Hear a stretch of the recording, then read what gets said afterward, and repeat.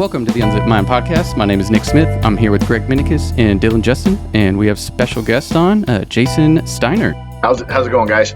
Good. Thanks for coming on. Yeah, glad to have you. Glad to have you in. Thank you for coming in on and thanks for talking having to us. me in. I really appreciate that. So you have a really exciting project going on. I want to ask you about it, but by way of asking you about it, can you just describe your background? My understanding is that you have a military background. So can you just talk about that and what's led you to create your current project, HEROSTOCK? Sure. So 96, I joined the Marine Corps. I actually shipped out on Mother's Day of 1996. My mom was super happy about that. Went to boot camp out in California at Recruit Depot, MCRD. I was stationed in California for my 4 years that I was in. I served 96 to 2000. I was amphibious assault vehicle driver. The last 2 years I was actually the marksmanship instructor for our battalion. So I trained 1,100 Marines and Navy corpsmen on rifle and pistol and qualifying them every year with that. I got out in 2000, and when I got out, I knew of, the VFW, and I knew of the Legion, of the local type stuff for veterans. And I couldn't join the VFW because I didn't serve in war. So, the Legion, it wasn't really my cup of tea. So I kind of pushed back from everything military. I started a business, a flooring install and business. And I've been doing that since 2000. Went on my own in 2001. Did the family thing. I got 2 kids, a wife, and we did the family stuff and business. And then 2019, I was actually approached by a couple other guys. They went down to Kansas City and they watched the Kansas City Warrior hockey program.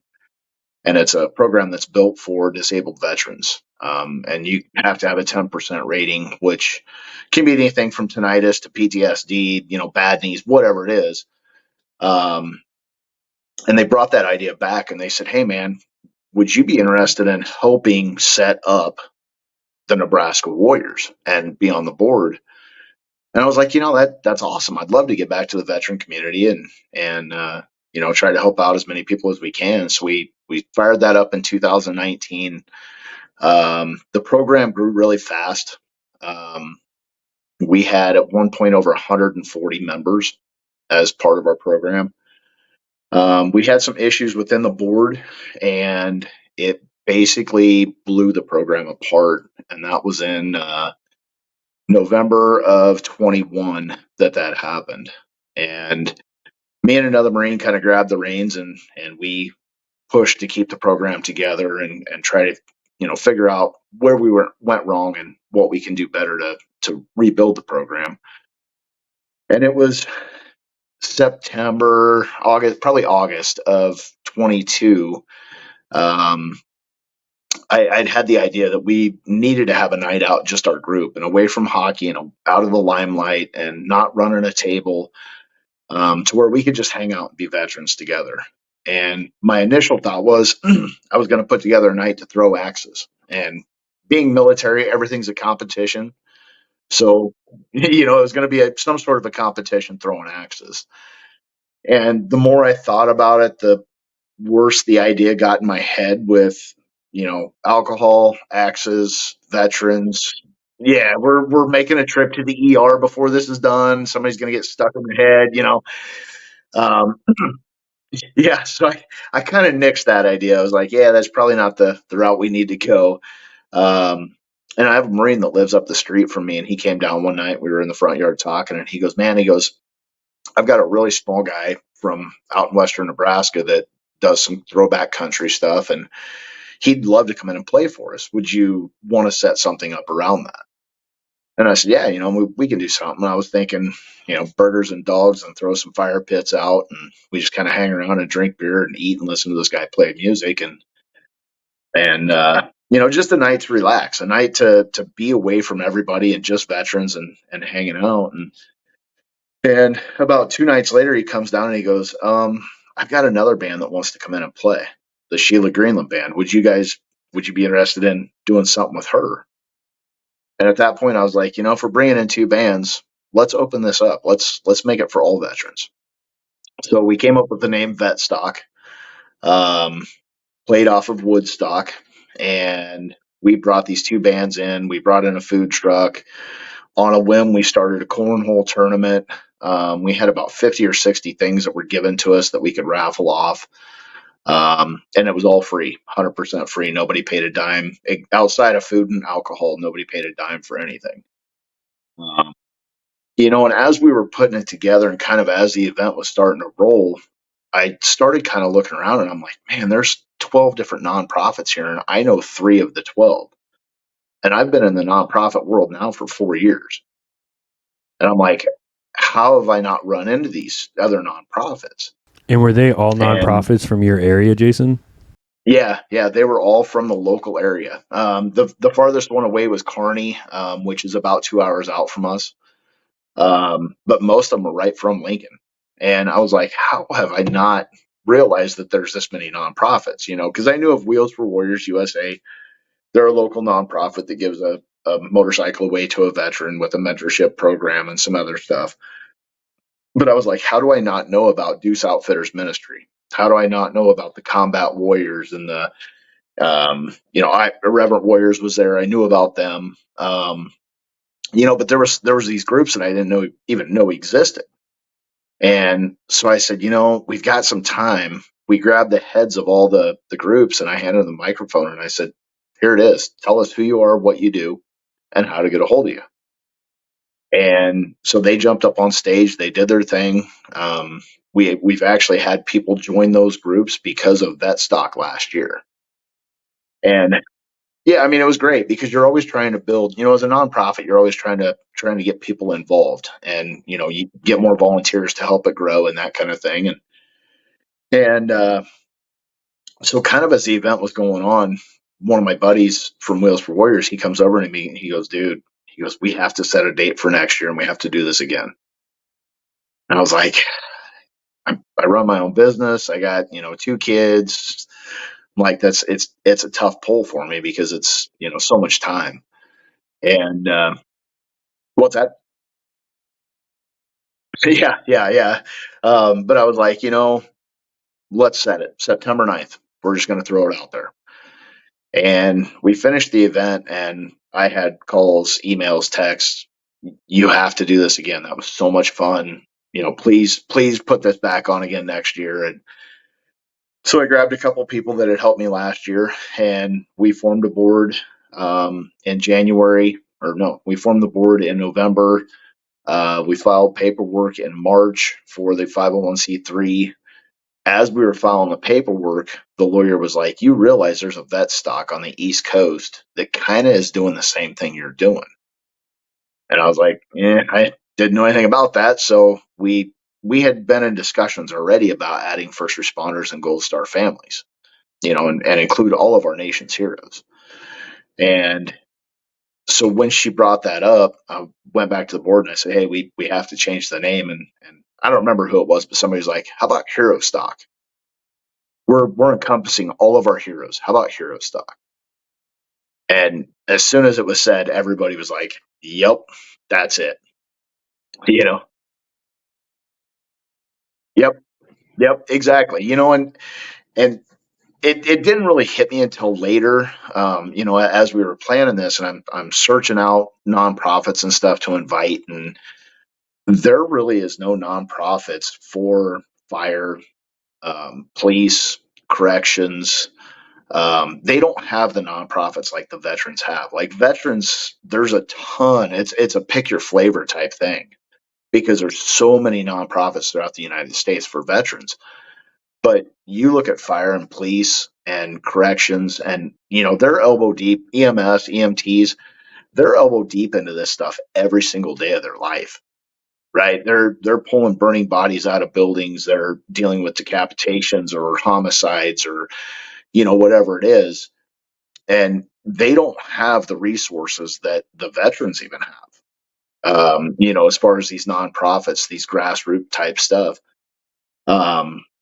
So it was really cool when we kind of look back, and it was like that was the perfect move, is to bring them in and include them into our nonprofits. And we're starting now to see that, where these nonprofits are starting to shift over and open their arms and say, hey, you're a police officer, come on, you want to ruck with us, let's go. And they jump in with them. And um so that's been a really cool part. We got the paperwork put together, everything was filed. We got our paperwork back in May of this year. Um, we've hit the ground running. We've had some great sponsors jump in behind us for this year. Um, we did a few reach outs. I did a few call outs on other podcasts that I've done, and we've landed 4 amazing bands for this year. I'm super excited about the music that's going to be happening. Um, we Yeah, I mean, we've got the first one that I landed was actually Taylor Ullman with Guitars for Vets. And Guitars for Vets is a national chapter or national organization. They have a chapter in Omaha, and Taylor runs the chapter in Omaha. And what they do is it's a 10-week course, and they teach veterans how to play guitar, to keep the mind and body. Yeah, I mean, it's super cool, right? And at the end of it, they give them the guitar that they learned on, as yeah, it's kind of their graduation present, and that way they can continue to use that guitar for to get out of your head, to give you something to look forward to. Music is Exactly. absolutely healing. It's insane. And that's like also, Jason, like I think it's really cool that in 1 year, and actually less than a year really, because the time span is from the day you guys had your first vet stock to now what is HEROSTOCK. It's less than a year, but I think it's really amazing the changes, the additions, just the evolution of what you started as this grassroots, like shit, somebody had a band to come play, let's just make a space for it. One guy. Yeah, to something right. that's completely evolved to celebrate, like, let's be real, from veterans to like what you were just saying too, right? Like our first responders, our EMS, our firefighters. It's some of the most underpaid, underprivileged, underrespected jobs. Like, not to say like people don't respect vets. That's like the higher end people always respect vets and whatnot. But the other aspect is it's a thankless, selfless job. Yeah. EMS and EMTs are paid shit money, and they work a lot of time. And you're right; they see some of the most traumatic stuff, and there's no support. There's nothing for them. Yeah. That's why it resonates with me so much what you're doing too, because it's so similar to what we started. Like there's so much, like you said, there's so much trauma in all of those careers. There's just such an unfilled need in that space, and that's like when we first started. We work at the hospital, the psychiatric hospital, and like initially it was a smaller idea and smaller circle of kind of explaining what we do and what patients are dealing with, and then it really grew to such an umbrella of mental health and such a need, and that's very similar to you and what you've started and what you've kind of experienced and what people reaching out to you and as you started developing it. Yeah, because you were telling us slightly before we hit our little record buttons, right?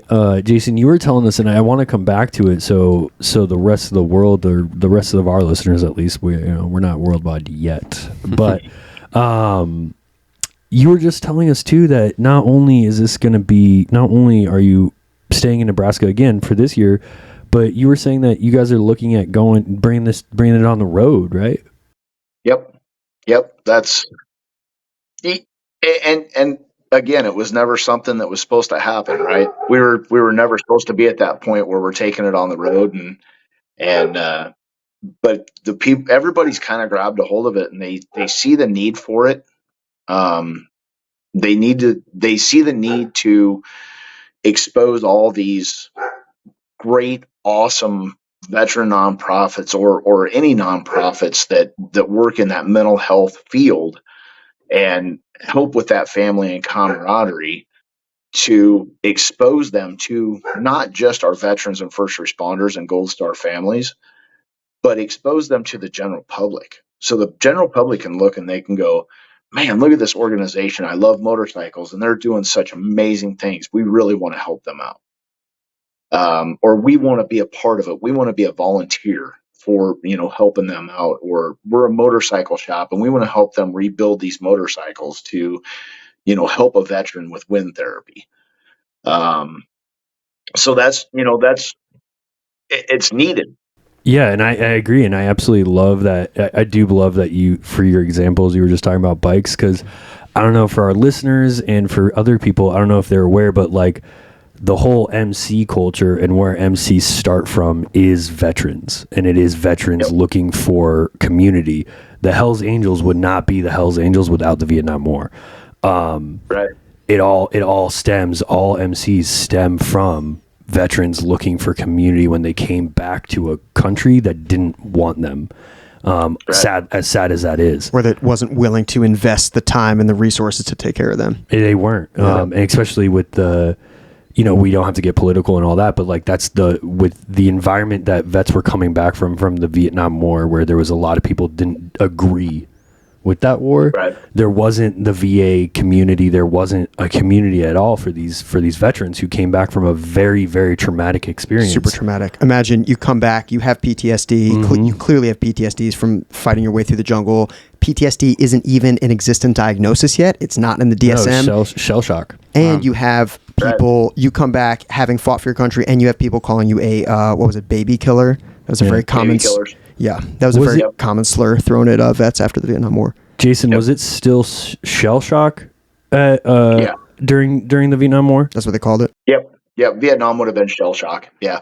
PTSD really didn't come out until, probably the Gulf War, the first Gulf War. Was probably where they started using that term PTSD. And even then, I think it was just PTS. And then... Yep. And then, they added the D to the end of it and started handing out pills to take care of it. So, because it's easy to cover things up with pills. So,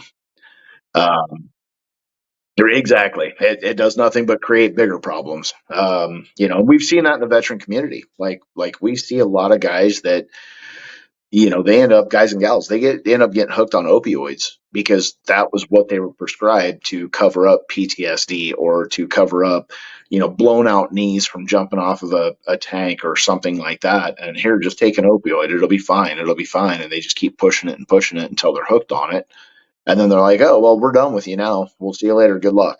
Yeah. Your treatment was 14 weeks. You're healed now. You're done. Right. Get out of here. Right. Your billing, you've reached your max with our VA, so you got to wait till next year. Right. Yeah. Your insurance is used up. So that's like, I also want to highlight that too, and something else, because through this conversation, like when you're explaining HEROSTOCK and the people who are really vying into it, not once have you brought up a pharmaceutical company. Not once have you brought up your typical things. You brought up music therapy and you've brought up motorcycles so far, right? And you've brought up camaraderie, music, and really a social community. Yeah. Which is, those are vital, and those have been through so many different studies. There's, I wish I had some of them in front of me to talk about, but I mean, a really generic one that everybody is very, very familiar with, or most people are familiar with, is the Rat Park experiment, which is like, it shows how vital community and social interactions are for people's well-being. And I just love that what it sounds like, Jason, that you're really focused on for your community, for the veteran community, is not this generic, oh, take your pills and go to your VA clinic and get this taken care of. And I'm not trying to throw shade on the VA. I do think it needs to get updated. Right. But I love the fact that you're focusing on building this camaraderie, this community. Yeah. And through that, you're working with all these nonprofits to further your community into alternative treatments and alternative healing ways for this veteran community and for the community of first responders, that they're like, you can't take a bunch of pills and go be a good cop or go be a good firefighter. You have to be present. You have to be there. But what do you do after that day when you just pulled 3 or 4 people out of a car that was burning, right? Like, right. Yeah. And this isn't to knock people who use things like anti-anxiety medications, antidepressants, but we have had at least one guest on who is of the opinion, and it's an opinion that I share, that a more modern view of mental health care isn't just take your pill, go to a therapy group once a week, and that's it. There are so many ways to heal, and one of the primary ones seems to be the formation of a community, some kind of community space. Social support is like the number one predictor of good mental health outcomes. So maybe I'm just curious, have you seen, maybe for yourself or for any other vets that you know, first responders, other people in uniform, have you seen an impact from being part of community spaces or from being part of this community space, this emerging community space of HEROSTOCK? Have you seen this? Have you seen in yourself that it's helping you feel better, like feeling more connected, or for others? Like, can you talk about that briefly? So yeah, that's actually twofold. For me, it's the sense of service. Like even though I've been out of the Marine Corps for 23 years, I still have that sense of service. I still want to give back to, my veteran community, my first responder community. So for me, mentally, physically, emotionally, I'm probably in a better spot than I've been for a long time, because I do have that feeling of helping people out. And as a veteran, you always want to try to help your brothers and sisters. And so for me, it's actually been therapeutic to put this together. Now it's been huge stressor too, but it's, therapeutic to be able to talk to all these different people in these different groups, and some amazing veteran singers that we're lining up for next year. It's been great for me. But like last year, we had one guy that he showed up all by himself. I didn't know the guy. Found out later he was a Marine. He'd just gotten out. He has PTSD. He's got anxiety. He's got all these different things going on. And, when you get out of the military, they give you this TAPS class, and they teach you how to do interviews, how to write a resume, that there's nothing to integrate back into the civilian world. And you're going from a world that's very, very strict on when you eat, when you run, when you walk, when you poop, just top to bottom, you're told when to do everything. Now you're coming into a world of complete chaos where really there are no rules. Well, this guy comes out, he gets out of the Marine Corps, comes back to the civilian world, and he's going to work. He goes home, he locks his door, goes to bed, wakes up the next day, goes to work, comes home, locks his door, goes to bed. And I found out later on, after VetStock last year, that he actually signed up with 3 of the nonprofits that we had out there. And he's actually part of those nonprofits now, and he's an active member. So that was a huge, huge win for me last year, because I knew at that point that I hit that one person. And that's my goal, is if you can find that one person that needs that, and you can put them in touch with the groups that will help them, further them, make them grow, help them understand the world that they're coming back to after the military, that was my win. So I've had that moment where I've got to see that, where I've, the what we were doing, what we were putting on, actually help somebody be able to get out of their house and be part of society again, and be in that veteran world with their brothers and sisters. Yeah, exactly. And I don't know. I don't know where that guy was mentally. He could have been that guy that tomorrow he could have taken his life. He could have been part of that 44 a day that they're saying now is what veteran suicide rate is. That's what it among veterans. Yep, that's the new number that the VA came out with, was 44 a day, and that's 1.83 per hour. That's a horrifying statistic. And I would wow. I would lump that in with the general trend that we're seeing recently of these sort of deaths of despair. Social isolation is probably, people are taking their lives through firearms, through overdoses, but social isolation is, I think, what's really killing people. It's what's driving them to commit suicide. It's what's driving them to abuse opioids and other substances. So I love what you're doing. So there's a couple things that really appeal to me about your project. One is I can just Google nonprofits for veterans, and I'm gonna see a huge list. It's an overwhelming list. I'm like, which of these do I pick? If I donate to one, am I neglecting the other? I only have so much money. I'm a mental health tech. Like, I'm about to be deep into school debt because I'm going back to school. Like, where do I where do I allocate my scarce funds to? So like, Right. whereas if there is an event where I can go and I can meet people and I can, like, especially as as a vet, or not even just since I'm not, like, an event where I can go, I can meet people, I can see what are these different organizations all about. That really helps to put it into context for me. So it's not just this sort of blank, faceless list of nonprofits. So I think think what you're doing does a really good job of, like, humanizing these organizations and showing people, like, no, this is who we are, this is what we do. We're not just like a name. And then the other thing, like, it seems like from what you said, the primary catalyst for you creating VetStock in the first place was you just want to have a fun night with your friends, with some vets, like, just get together. Throwing axes, I mean, maybe not a great idea, but it sounds fun to me. Just, whether it's throwing axes or, like, playing music, listening to music, like, that's just a good way to maybe we should focus more on the music thing.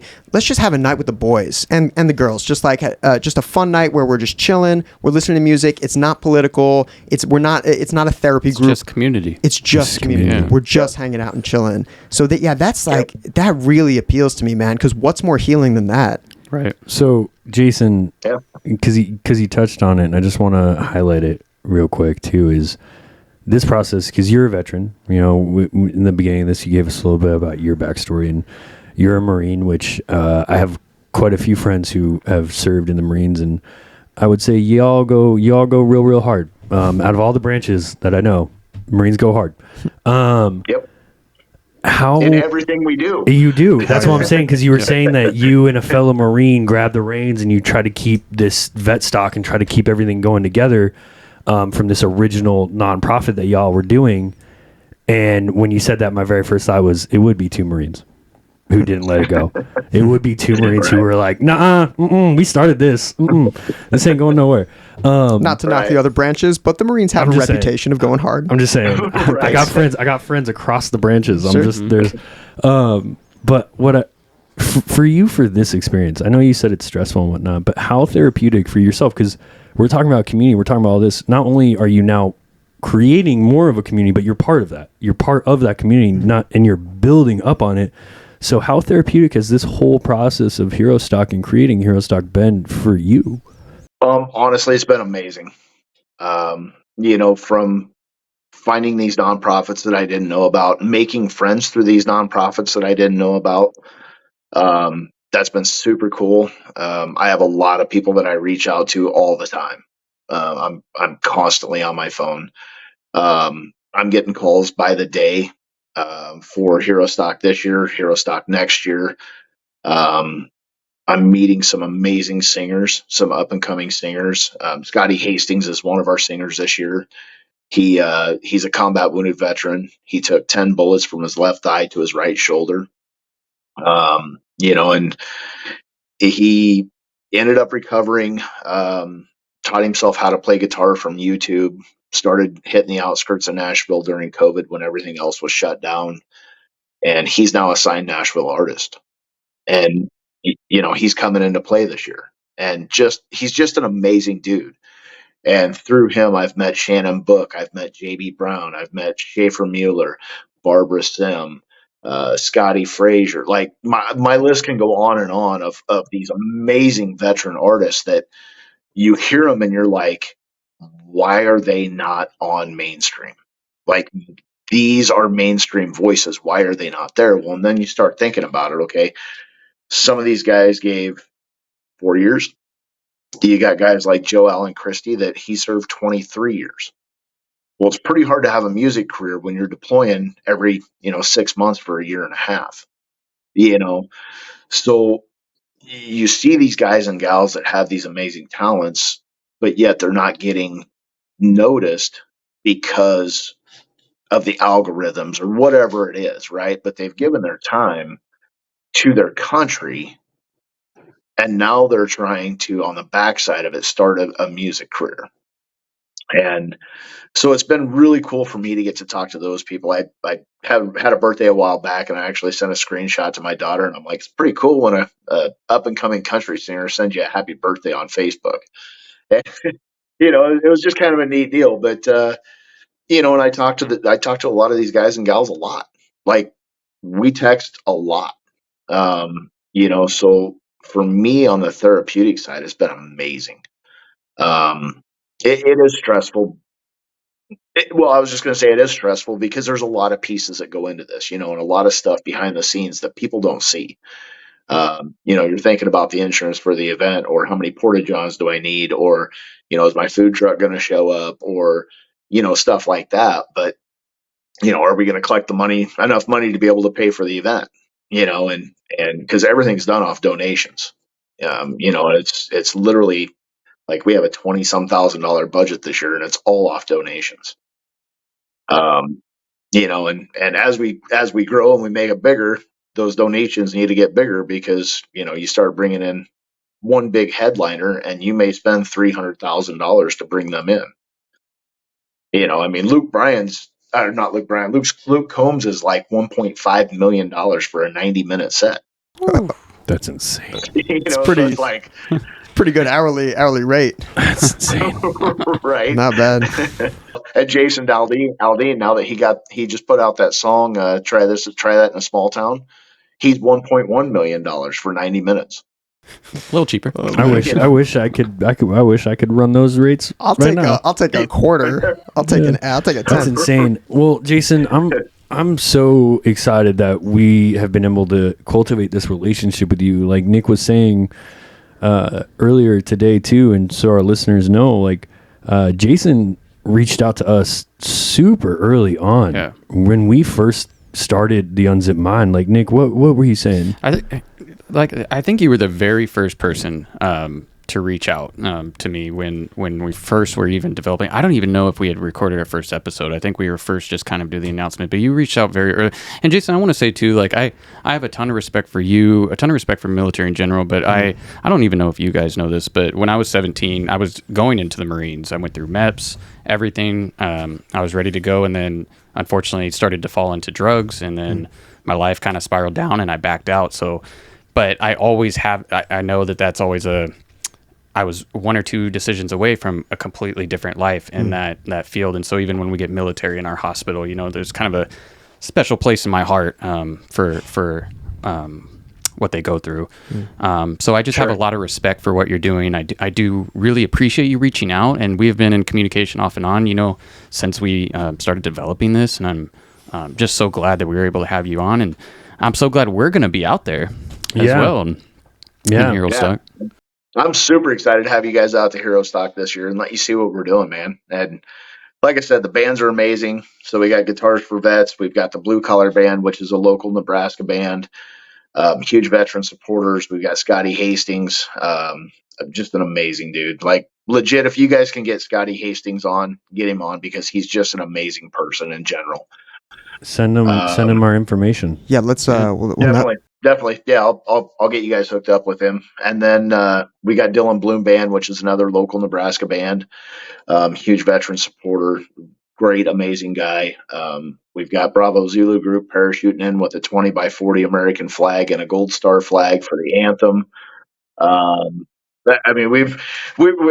We had a helicopter accidentally fly over last year for the anthem, and somebody was like, "Well, how are you going to top that? You bringing in the Blue Angels next year?" And no, instead we're going to parachute in with an American flag. So that tops it. And you got a couple other events that are like ending at HEROSTOCK, right? Am I correct? Yeah. So Friday night, Randa's Ride, which is a younger gal that works with Wheels for Warriors USA, they're putting on a 1,000-mile iron butt ride.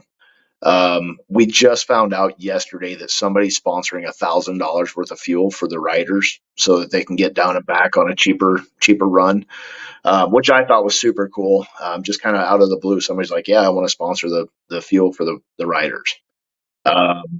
So yeah, we've got them leaving Friday night from Lincoln. They'll go to Moyer, Oklahoma, and do their turnaround down there, pick up any riders from Oklahoma, Texas, Missouri, Arkansas, Louisiana, anything down south. They'll pick them up in Moyer, Oklahoma, and ride back with them. And they'll hit HEROSTOCK between 2 and 3 o'clock. We've got Ruck It Up for Warriors. He's doing a ruck march and a ruck battle. So the ruck battle is 4-mile hike, 2 miles run, 2 miles run, and a 4-mile hike. And I'm like, I'm way too old for that. But that's with the 22-pound weighted plates or a backpack with 22 pounds in it. He's also going to do just a leisure ruck that's like, I think it's 12 miles. Building a family. Yeah, a leisure ruck. Yeah, 12-mile leisure ruck. Yeah, yeah, nothing crazy. Yeah, exactly. I think it's well, he's Army, so he's still pretty hard. We'll let him have that. But Scott Fredenberg, another guy that I could send your way. He's an amazing dude. He's retired Army, went into corrections for a while, works for Homeland Defense right now, but also runs this nonprofit too, and it's a very small local nonprofit that he runs. And then we have a Reverent Warriors, which they have a national chapter or their national group, but they have a Nebraska chapter, and they have one in each state. And each year they do a silky hike in each state, and they kind of plan them around whatever.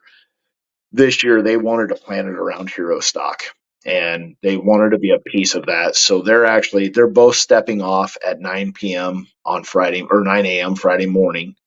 And they'll go out and do their walk, hike, run, whatever they're doing. And they'll meet back at HEROSTOCK between 2 and 3 o'clock. Yeah, and then like I said, we got the Bravo Zulu group jumping in. My daughter's going to sing the anthem. She's going to sing Lee Greenwood's God Bless the USA. And then she just got brought into the studio to record with a girl here from town. And they're going to do a duet together. And they're both going to jump up on stage and do that song together. And then we'll hand the mic off and let Guitars for Vets start really kicking off the bands. And we've got a silent auction. We've got a gun raffle. There'll actually be 4 different gun raffles out there. There's 40 plus vendors that's going to be there. They're going to be selling T-shirts, hats, swag, whatever. And they'll also give you a chance to talk to them and be able to understand what their group is and what they do. And then, like I said, Wheels for Warriors USA they're going to present a bike that night to a predetermined veteran. And their bike presentations are probably one of the most moving things I've ever seen, because 99% of the time the veteran has no idea that they're getting the bike.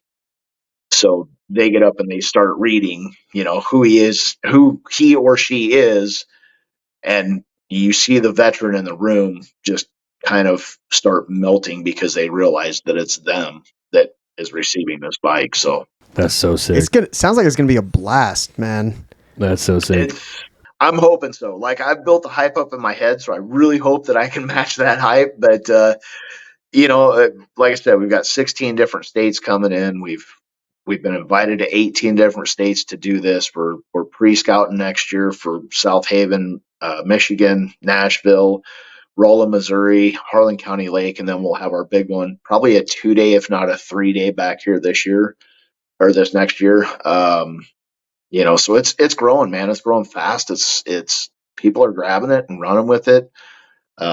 Scotty Hastings just put out something yesterday with, just a PSA saying, "Hey, I'm coming to Nebraska. Y'all better show up." Betsy Ross she's an author. She actually just put out something this morning saying, she watched the podcast that I did last night, and she was like, I want to be there, but I can't. But you better be there because this looks amazing. So, we're starting to get people that grab a hold of this, and it's really starting to grow, and it should be just an amazing night. It's just everything that like our podcast values. It's everything that I value. You got art, you got community, you got people supporting each other. You got a sort of grassroots network directing people to nonprofits. Like that, I really value what you're doing. I think this is the way forward. Community based, art based, fun based, not so clinical. It's not all about the meds. It's not the super dry therapy setting. Like this is real, man. I love what you're doing. Jason, we are so stoked to have you finally come on and chat with us.